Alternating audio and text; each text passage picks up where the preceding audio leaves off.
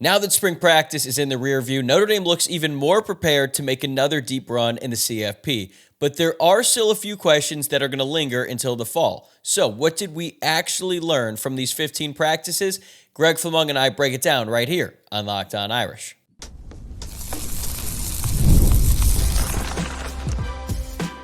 You are Locked On Irish, your daily podcast on the Notre Dame Fighting Irish. Part of the Locked On Podcast Network, your team every day. What is up? Welcome in. This is Locked On Irish, your daily Notre Dame podcast, and I'm your host, Tyler Wojciak. I graduated from Notre Dame in 2018. Now I'm a producer at Fox Sports, and happy Friday, everybody. Today is Friday, April 25th, and thanks for getting your day started right here by making this your first listen of the day. While you're here, make sure to subscribe on YouTube or wherever you get your podcasts. And this episode is presented by FanDuel. Right now, new customers can get $250 in bonus bets when your first $5 bet wins. And let's get right into it. Today, we are diving into everything we learned from Notre Dame spring practice. And joining me to do so is Greg Flammang from Irish Sports Daily, who actually came on the show back in March to preview spring ball. So now we're circling back to see what played out, what changed, and what it all means going forward. We're going to break it down in three key areas: the biggest takeaways and storylines that define spring practice. Probably going to talk a little bit about the quarterbacks there. Second, the players and position groups that improved. And finally, our biggest concerns about the team heading into the summer. And we'll also revisit our bold predictions we made before spring ball kicked off. Let's get to it. Always great to have my great friend Greg Flammang from Irish Sports Daily back on the show, but especially today when we get to do our annual spring practice in review. Greg, let's start with the biggest headline coming out of spring ball. What do you think it is, and why does it define the past 15 practices? I mean, obviously it's the quarterbacks, right? Steve Angeli is out, and so it's going to be a CJ Carr, Kenny Minchey show. So that'll be interesting. I think that gets ramped up now. Now that they're down to two, I think Marcus Freeman kind of alluded to that in his final spring presser. He just kind of said, like, okay, now we have two players. They didn't really get enough reps to actually have a true competition, and now that's going to be a true competition. So summer's going to be very important for both of those guys. And then I think the other headline, too, as far as the quarterbacks, is that Kenny Minchey proved to be viable as someone who could start for Notre Dame. Because I think a lot of people kind of knew, the way CJ Carr performed last spring. I think you knew the way he could throw the ball, and it was very easy to see how he could transition into the Notre Dame lineup as a starting quarterback. I think with Kenny Minchey, he had a lot of fans, but it was all kind of theoretical. So when you see him out there and you see him, throwing on the run, you see him throwing posts, you see him throwing sideline fades, you see him scrambling for touchdowns, you see him scrambling for first downs, throwing wheel routes, and then it's like, okay, like you can kind of see it. So that's going to be a true battle. And that's a big deal. And obviously that's, what everyone at least wanted some clarity coming out of spring, right? I think if Marcus Freeman was just kind of like, yeah, like we think all three can do it, then that you're not really sure. But now that they have two and they can, kind of move forward with that, I think it brings a little bit more clarity, not just for, the fans, but the team as well, that they know what they're getting behind.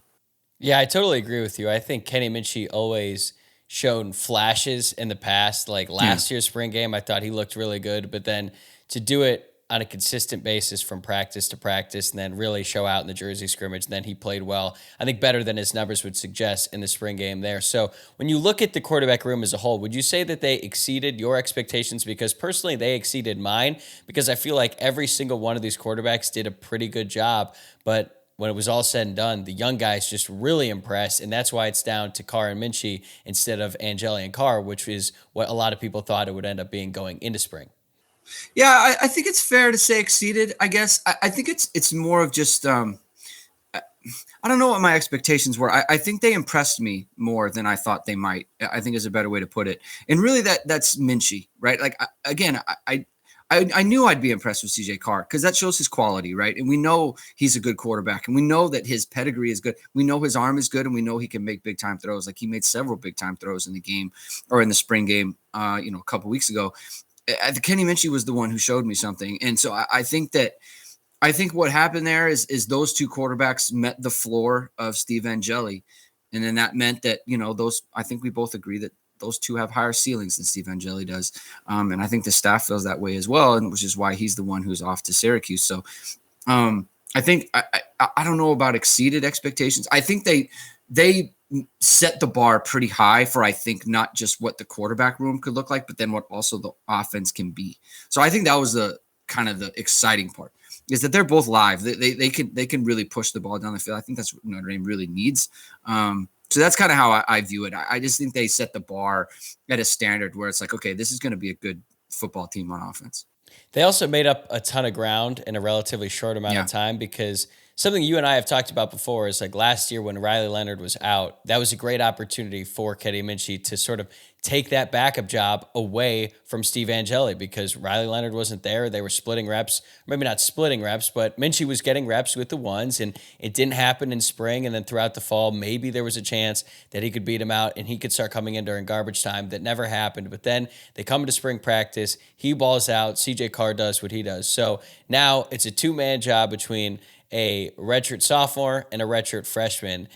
Marcus Freeman and his staff are notorious for being very transparent and honest with their players about where things stand. I absolutely believe they're going to have Kenny Minchey a chance to win the job. But how do you see that competition playing out over the course of these next few months? Not necessarily just who's going to end up winning, but like, how do you think the coaching staff is going to let these two guys compete throughout the summer in the drills when they're just in shorts, and then leading into fall camp until they ultimately have to make a decision before that game against Miami?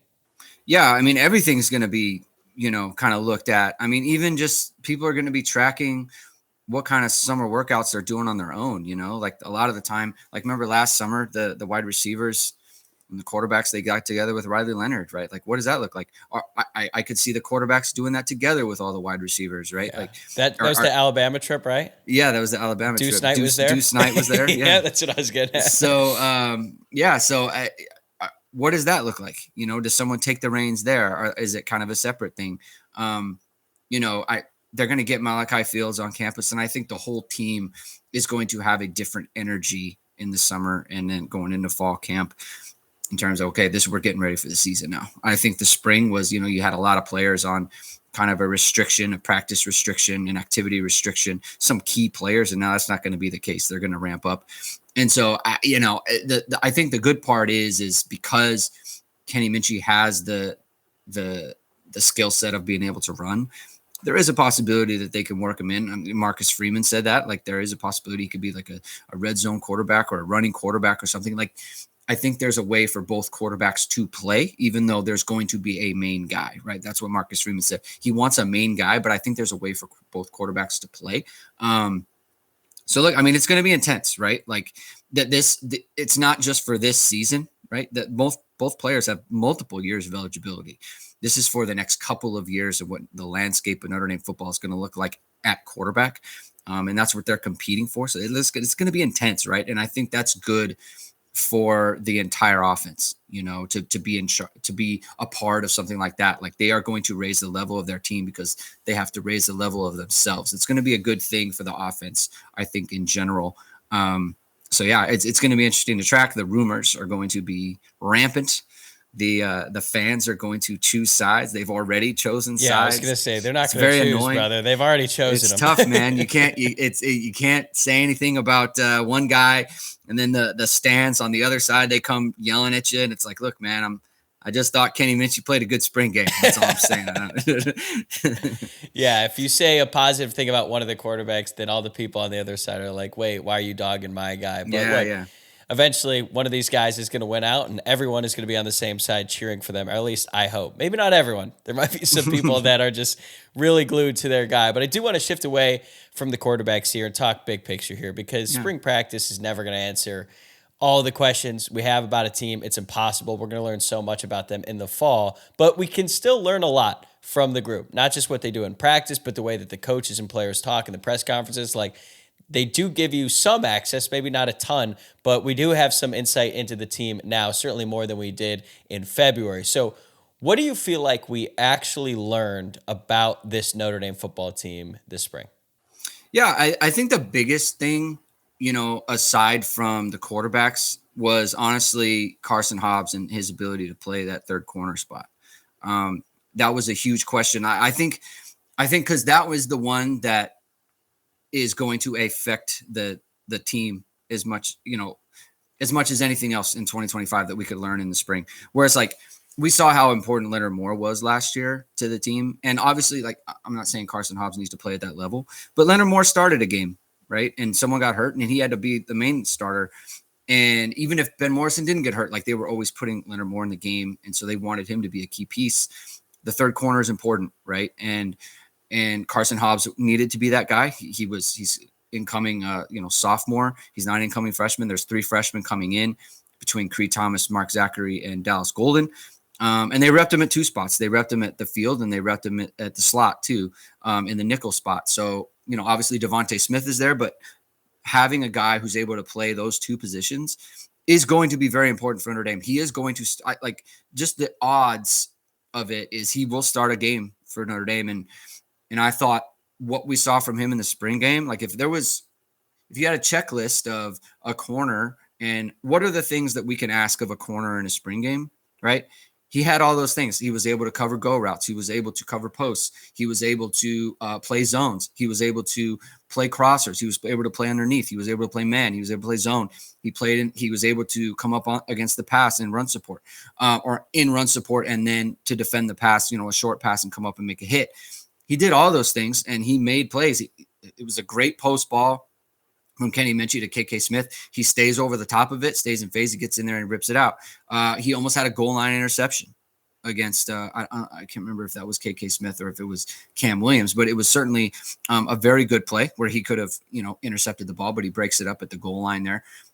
Made a big hit on Kedron Young. He was going to make a big hit on Cam Williams had he not dropped the ball on a crosser. So he showed as much as you want to see. And I think that was one of the biggest things for Notre Dame, from what it means for their football team in 2025.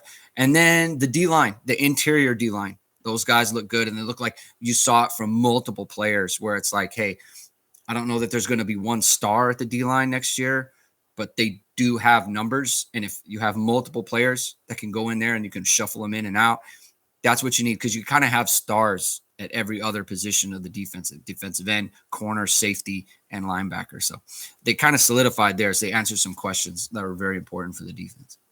Yeah, I think the development at defensive tackle is huge for this team. I didn't think Jason Onye would even be part of this team when the offseason started, but then you started to hear some rumblings that he was going to work his way back. And then I was like, okay, well, once he gets back with the team, what kind of shape is he going to be in? Because he didn't play football for 5 months. And then he just comes out. He's certainly a little bit heavier, but the way he performed in the Jersey scrimmage, like that alone is huge, even if he's not even going to start on this team, because I don't expect him to. I think it's going to be Dawson and Rubio. But just the fact that Rubio was able to get through a spring fully healthy, I think is a big deal. So I'm really encouraged about the defensive tackle. And to your point about Carson Hobbs, I think just at this point, like Mike Mickens' hit rate is so unbelievably high that like I'm just going to have absurd expectations for pretty much every single corner that comes through. Like Creed Thomas is another guy, the early enrollee freshman who a lot of people were raving about.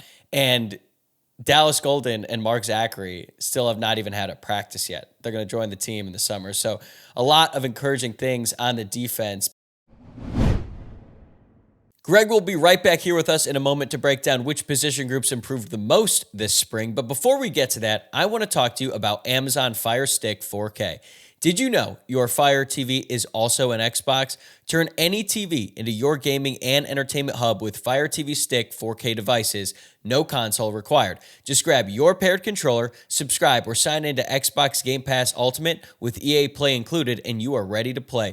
Dive into hundreds of premium titles from EA Sports College Football 25 to Call of Duty Black Ops 6 and Avowed as easily as you stream your favorite shows. It's gaming made simple, and it's all on your Fire TV. With 4K streaming, watch more than 1.5 million movies and TV episodes from your favorite subscribed services like Netflix, Prime Video, Disney+, Max, and more. Fire TV Stick has endless entertainment options, whether you're a hardcore gamer or just love watching shows and movies. So head to Amazon.com/FireTV Locked On to get started. Xbox Game Pass Ultimate subscription and compatible controller required.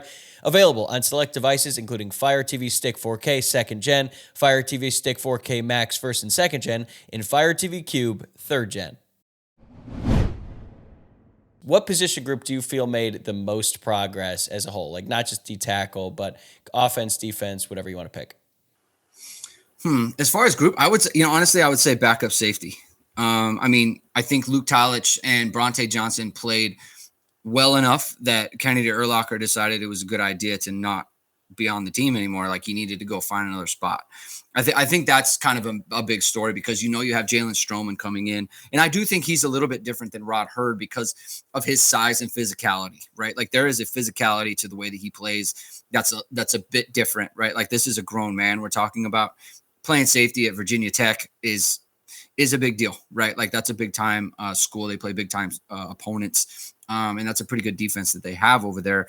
So I think you still expect him to start next to a Don Schuler, but for Luke Talich to play as well as he did in the spring, for Bronte Johnson to kind of take a leap over his classmate in Kennedy Urlacher, I think those two guys kind of solidified, like, hey, safety is going to be a good position for Notre Dame into the future, right? When you still have Jadon Blair, you still have Ethan Long as freshmen coming in, like that, all of a sudden that position looks very solidified as well. I thought those two guys. And the other part is I thought the tight ends showed a lot more than I think that people aren't sure what to expect from Kevin Bauman. He makes a very good catch from CJ Carr. I think we saw Eli Raridan look as good as he ever has, especially after the catch. Like, when has that been kind of something that you thought from him, where, he made a catch in the spring game where he made a player miss and then he got upfield for a first down. We know in the Jersey scrimmage, he caught a middle screen and went for 45 yards, right? Like, that hasn't been in Notre Dame's bag at tight end since like the Tyler Eifert era. And then Jack Larson made a very good catch in the spring game as well. So I think you have those three guys, and then you have Ty Washington, who's coming in from the portal from Arkansas. So he's going to be there in the summer. So suddenly, you weren't sure what to expect. And obviously, fingers crossed on Kevin Bauman, right? In terms of, he's been very injured. Hopefully he can stay healthy if he can. All of a sudden you've got some bodies there who have been on campus. Eli Raridan's been on campus for a while. He could take a big leap, right? So, I mean, that could be like a Cole Kmet, Troy Nicholas, whatever type, hybrid you want to put on him. He's a big body. He can make catches. We saw him make a touchdown catch against USC last year. He's a matchup kind of nightmare for teams because of his athleticism. So I think tight end is kind of a sleeper position that you feel a lot better about coming out of spring. You thought, you knew you had Eli Raridan, but what do we have in Bauman? What do we have in Larson? I thought that group kind of took some strides in spring ball. The Eli Raridan piece is so critical for this offense, especially when you have a young quarterback. And I was looking at his stats, what he's done so far in his career compared to Cole Kmet. So I'm glad that you brought him up, because last year he only had 11 catches. He did have a couple touchdowns, but didn't really do a ton. Well, in Cole Kmet's sophomore year, he had 15 catches for 162 yards. But then his junior year is when he exploded in 2019. Him and Chase Claypool were Ian Book's two favorite targets. And it felt like, now that I'm looking at his stats, he had 43 receptions, 515 receiving yards, and 6 touchdowns. In the moment, it felt like he was a lot more productive than his stats would suggest, and maybe that's partially because in that Georgia game, it felt like he was the best player on the field at different points in time. But when you look at Eli Raridan's size, his athletic ability, his potential, and you look at those stats, like, I feel like that's a very realistic outcome for Eli Raridan in this season. And if he were to play up to that level, like, how do you think that changes the entire offense? Well, they're going to be an 11. Like, we know they want to play 11 a lot with Mike Denbrock. And they, that in 2019, they were a very heavy 11 team, right? And I think what it means is you're getting exactly what you need from the tight end to be a viable offense. Now, remember, like, that he might have had even more numbers had you not had Chase Claypool on that team. And I don't remember exactly how many catches he had. I know he went over 1,000 yards, like just over 1,000 yards. But like, if the funny thing is there's some comparison to, Malachi Fields and Chase Claypool. Like, you could have that kind of body type and those kind of skill sets. He had 66 catches. Yeah, 66, right? So that's a lot. I don't think Malachi Fields is going to have 66 catches, but he could approach the high 50s. I mean, that's what he had at Virginia, right? Mm-hmm. So that allows Notre Dame to be a viable 11 personnel team. And not just that, but then you're talking about a team that then has to prepare to, like, I don't know how afraid teams were of Notre Dame's tight ends at times last year. Because, Mitchell Evans was just coming back. Like, Eli Raridan was kind of finding his legs a little bit, so like Notre Dame was lacking tight end play for a large portion of last year, especially at the beginning of the year. Well, now that becomes a viable thing. Now the middle is occupied by Eli Raridan, 43 catches, that'd be a good amount, especially 500 yards. The middle is occupied. You're holding safeties there. Now that opens up the outside for other players, right? And you're not getting safeties over top of, Malachi Fields or Jordan Faison or Will Pauling or Jaden Greathouse, right? So I think that opens things up that way as well. And look, that's quality starter play if you were to get those numbers. So that would be a very good outcome for Notre Dame's offense.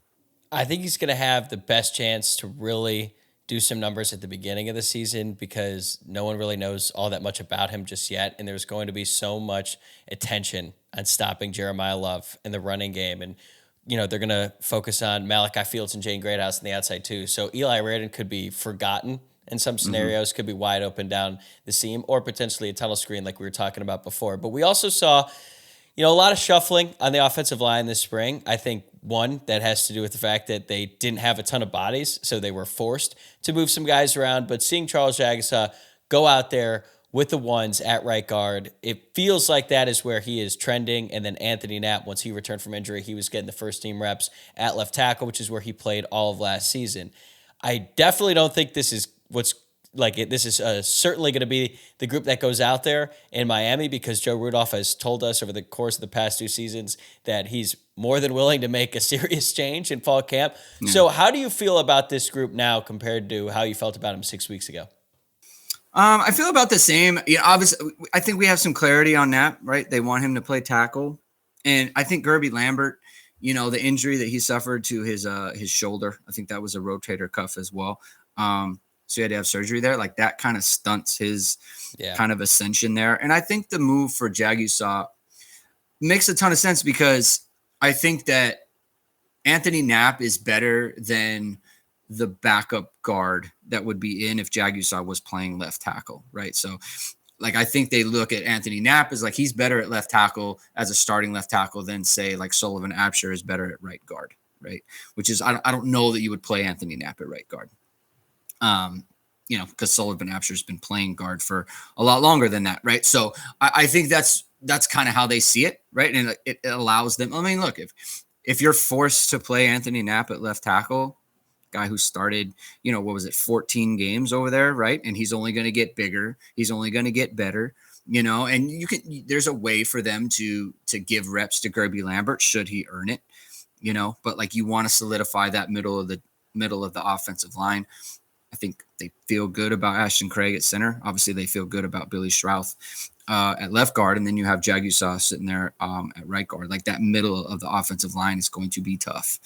And then you factor in Emil Wagner, who played 900 plus snaps at right tackle. Like obviously, you feel very good about that. And then when you factor in Gerby Lambert is a guy that can come in. You figure Sullivan Absher is a guy that come in. Like Gerby Lambert can probably play right or left. Sullivan Absher can probably play right or left, or he could play center, right? I know they feel good about Joe Otting, right? Jamie Uyama, my colleague, my associate at Irish Sports Daily, like he feels good about Chris Tarek, right? So he likes what he heard from them.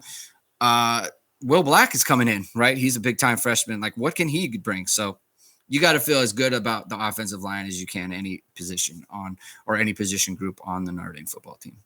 Yeah, I feel like this has the chance to be the best offensive line since 2020. And you look at what those guys have done at the next level and the fact that so many of these guys still have eligibility left after this season. Yeah.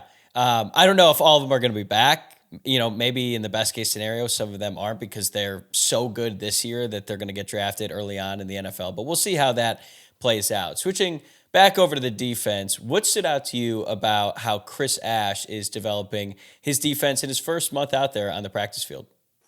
There's been a ton of talk about the zone, right? Playing more zone. And I think it's a little bit overblown from a fan standpoint of like what that actually means. I don't think that's going to we're going to see like a giant shift in the way that this team covers, especially when you have like Leonard Moore out there.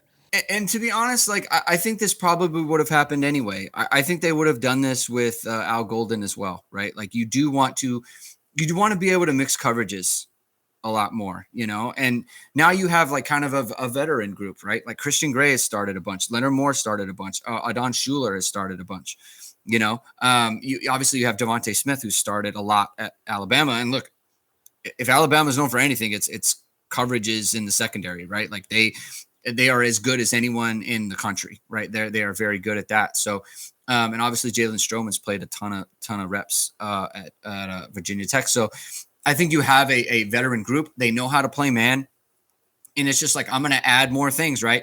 There's only so many things you can add to playing man defense, but I think you're going to be so, like, there's obviously quarter coverage that they're talking about a lot with Chris Ash.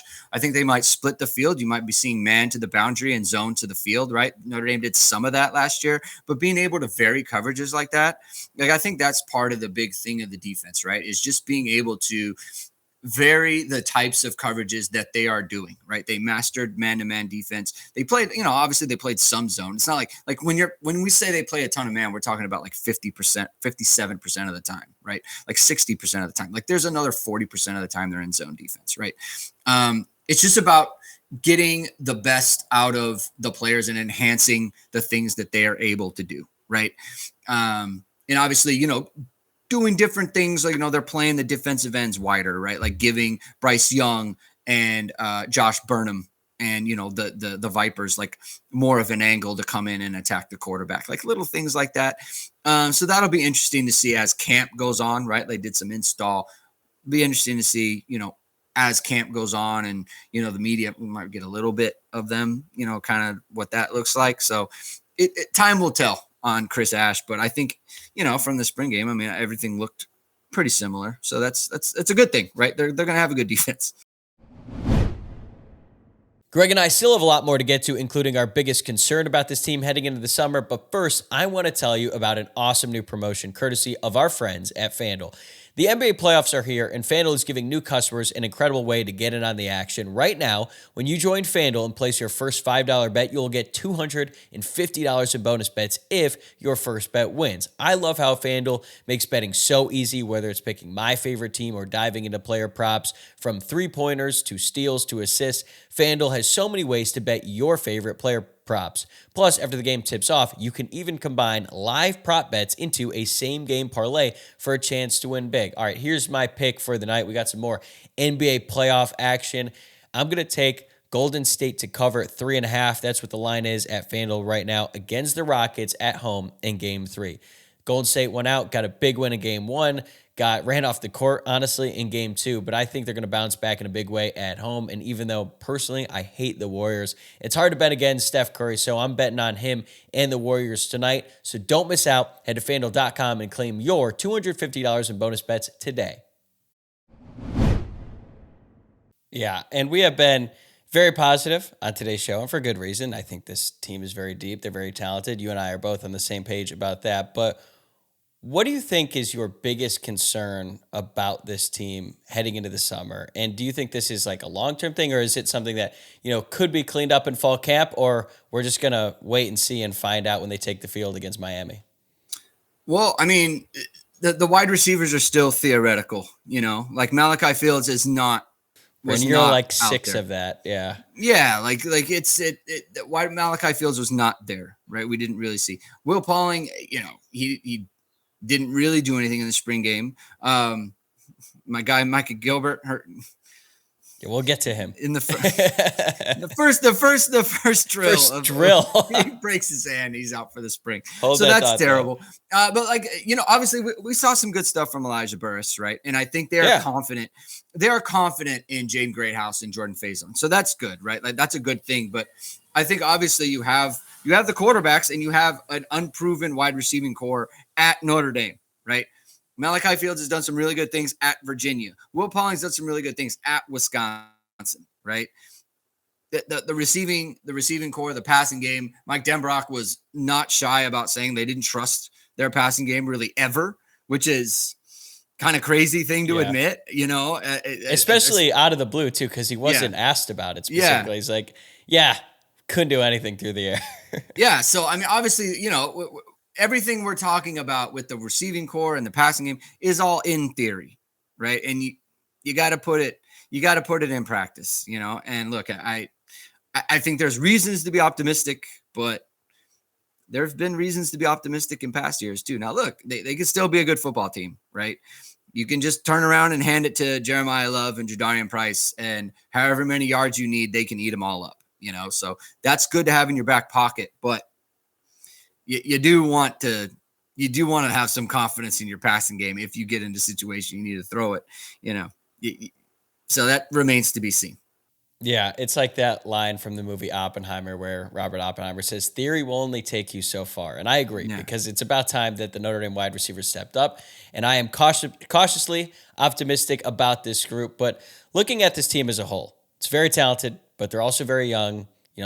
New leaders are going to have to step up. And every team kind of has their own identity. And it doesn't just take place in the spring. It kind of forms over time. Like, I think when you look at last year's team, the overwhelming theme there was just relentless, and the fact that it didn't matter how many injuries they suffered, they just sub another guy in and they would just keep coming after teams. So, it's still very early on in this process, but how would you describe the overall vibe or identity of this team after spring? Because it does feel like this group is already kind of forming their own thing. Marcus Freeman is probably going to have a couple new catchphrases for us. Last year it was Team Glory, but we're seeing the early stages of it now. What did you really notice about that?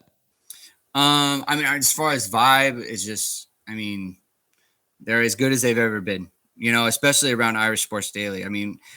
You can't sugarcoat the fact that this is a very, very talented team, and I think when you look at the way championship teams are built, just period, is you want a good offensive line, you want to be able to run the ball, and you want a good front seven. And Notre Dame has that. Right. They have all those things. And then you have a bunch of corners who can look. It's not that you have to play man. It's that you have a bunch of corners who can play man. And they do have that. Right. And then you got good safety play. Like everything that you want that a championship team is built to do. Notre Dame is that. They have good offensive line. They have good defensive line. They have good running backs. You can just turn around and hand it to them. And so that's a great foundation. And then you have the pedigree of, the fact that they went to the title game last year. And then you have the pedigree of the fact that now you have a coaching staff that has been to a title game, that the team, the players, the program, the administration, there's proof of concept there. So everyone's full steam ahead. And now you're kind of seeing it in recruiting too. I think that all kind of blends, is that it's no surprise to me that the team is kind of clicking the way it is. And then they got their recruiting staff kind of put together after Chad Bowden left. And now all of a sudden that is picked up, right? They have a good feel for how to win at the University of Notre Dame. And I don't know that that's really been the situation. And I think that might be the difference between, that might be the difference between Brian Kelly and Marcus Freeman. Brian Kelly, when he had success, you kind of felt like it was lightning in a bottle. And last year, they had a whole bunch of young players propel them to a title run, and now those young players are coming back, and then they could come back again the year after that. So the vibes are as good as they've ever been. And, we'll see, right? I think we felt good before, but they really are built to do really good things. It definitely feels different with this team too, because even though it was a different team, they've already done it before. They beat Georgia last year in the Sugar Bowl. They beat Penn State in Miami. Even though it doesn't really relate to Penn State, Notre Dame just really struggled in that stadium. So it feels like they exercised some demons there. But let's close it out with the same way we closed out the spring practice preview. So you and I both made bold predictions. That's how we close it out in the preview. Can you remind everyone who's watching and listening what yours was and how you're feeling about it now after spring ball played out? Yeah, mine was that Micah Gilbert was going to be the story of spring practice, the big buzz. And, oh God, I remember I was looking forward to it. The practice ends and, Matt is kind of texting us some stuff, and I'm looking at the videos. I'm like, where's Micah Gilbert? Was he not there? And he's like, oh, he left early. I think he had some injury. I'm like, oh my gosh, what? Are you kidding me? And then you find out he broke his hand. It's like he's not going to be in there for so it's it's unfortunate too, because then you move Cam Williams over Like, he was going to get so many reps at the boundary, and it just didn't happen. And it just really hurts my feelings. That was so disappointing, but in a way, obviously it's not funny for Mikey Gilbert, but it's funny just how it played out, because I was with you. I was like, he's definitely one of the players I'm most excited to watch this spring. Not only does he leave during the first practice, like we talked about earlier, it was the first drill. I think he had to leave. They were doing like special team stuff before the practice even technically started, and then he had to walk out while they were doing stretches. And I remember thinking, like, how do you get hurt during stretches? My bold prediction was that Bryce Young was going to start to ascend to superstar status, and we'd get to see it. I wouldn't say the talk and the buzz around him was quite to that level. He did look good in the spring game, had a sack and 4 tackles, but looks like we're going to have to hold off on that for now into the fall. And I think in the future, what you and I are going to have to do is just pick the same thing, because last year we said that Christian Gray was going to be the talk this spring, and it was a little bit delayed, but then in fall camp it was, and then he made one of the biggest, actually the biggest play of the game, arguably, in that season opener against Texas A&M. Yeah, I think I might just pick a walk-on next year and just kind of go with that. I will say, like, on the Bryce Young piece, like, you kind of are on the mark, because he got we're limiting him treatment, and it's like he didn't play that many snaps last year, but the fact that they're keeping tabs on him and making sure he's good to go, it's pretty bullish on his ascension. So it's you might be pretty correct on that. He's trending up, but I think I even went a little further. I said he could have like a Stephon Tuitt level sophomore season. He's obviously doesn't have the same body type. It's kind of funny when you look back at old highlights. Stephon Tuitt was absolutely massive. Like, Bryce Young's huge. He's 6'7", but he's like, what, 250, 260? Yeah, he's slender. Tuitt was 310. Yeah. And could move, obviously. That's bigger. That's like bigger than Riley Mills. That's crazy. That's crazy. All right, before we let you go, tell the people where they can find you. Hit and Hustle with Irish Sports Daily on our YouTube channel. So you can go to YouTube, type in Hit and Hustle. You can subscribe to us there. You can like our work. Also, we're at irishsportsdaily.com. My co-host, Jamie Ueyama, does a whole bunch of really good stuff. Recruiting news is on irishsportsdaily.com as well. Matt Freeman and Christian McCollum are killing it on that front. There's a very exciting time for recruiting. So check us out there. It's good stuff. Should we expect a travel vlog from your European adventures with the family? Don't do travel vlogs. I've got enough on my plate, but maybe in the future. Maybe I'll do one for if I visit Notre Dame. Maybe I'll try to do that. I got to get permission though. Notre Dame's pretty tight. Good luck with that. Yeah. All right, brother. Thanks so much for the time. This is a blast. All right. That is going to do it for this episode. Thanks again for making Locked On Irish your first listen of the day and for tuning in all week long. I'm going to be back next week to react to any transfer portal news that comes out these next few days. Plus, we're going to talk some NFL draft, recruiting, and a whole lot more. So make sure that you are subscribed on YouTube or wherever you are listening to the podcast. And if you like today's show, like the video below if you're watching on YouTube, or if you're listening to the podcast, please rate the show 5 stars and leave a review. I would really appreciate it. I hope you have a great weekend, and I'll see you next week.